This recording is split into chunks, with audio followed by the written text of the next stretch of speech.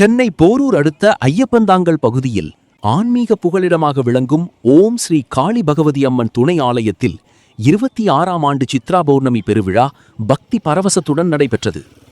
விழாவின் தொடக்கமாக அதிகாலையிலேயே அம்மனுக்கு சிறப்பு அபிஷேக ஆராதனைகள் செய்யப்பட்டன. அதனைத் தொடர்ந்து அப்பகுதியைச் சேர்ந்த நூற்றுக்கணக்கான பெண்கள் மற்றும் பக்தர்கள் 108 பால் குடங்களை ஏந்தி வந்து அம்மனுக்கு பாலாபிஷேகம் செய்தனர். விழாவின் சிகர நிகழ்ச்சியாக ஓம் அன்பரசு சுவாமிகள் முன்னிலையில் விசேஷ பூஜைகள் நடைபெற்றன. அப்போது அங்கு கூடியிருந்த பக்தர்களை வியப்பில் ஆழ்த்தும் வகையில் ஒரு நிகழ்வு அரங்கேறியது. சுவாமிகள் அம்மன் அருளில் ஆழ்ந்திருந்த போது அவரது கழுத்தில் இருந்த பூமாலை மற்றும் கையில் இருந்த பூக்கள் யாவரும் எதிர்பார்க்காத வண்ணம் வேகமாக தானாக சுழலத் தொடங்கின. இந்த அதிசயத்தை கண்ட பக்தர்கள் ஓம் சக்தி பராசக்தி என கோஷமிட்டு பக்தி பெருக்கில் ஆழ்ந்தனர். பலர் பரவசத்தால் சாமியாடி அம்மனை வழிபட்டனர். பூமாலை சுழன்ற அந்த புனித தருணத்தில் ஓம் அன்பரசு சுவாமிகள் பக்தர்களுக்கு அருள்வாக்கு வழங்கினார்.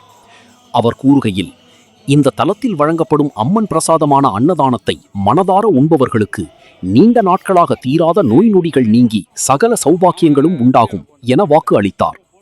இதனைத் தொடர்ந்து நடைபெற்ற பிரம்மாண்ட அன்னதானத்தில் 300க்கும் மேற்பட்ட பக்தர்கள் கலந்து கொண்டனர். கடந்த 26 ஆண்டுகளாக தொடர்ந்து இப்பகுதியில் ஆன்மீக பணிகளையும் எளிய மக்களுக்கான தொண்டுகளையும் இந்த ஆலயம் செய்து வருகிறது. சித்ரா பௌர்ணமி தினத்தில் நடைபெற்ற இந்த அதிசய நிகழ்வும் சுவாமிகளின் அருள்வாக்கும் இப்பகுதி மக்களிடையே பெரும் நெகிழ்ச்சியை ஏற்படுத்தியுள்ளது. விழாவிற்கான அனைத்து ஏற்பாடுகளையும் ஆலய நிர்வாகிகள் மற்றும் தொண்டர்கள் மிகச் சிறப்பாக செய்திருந்தனர்.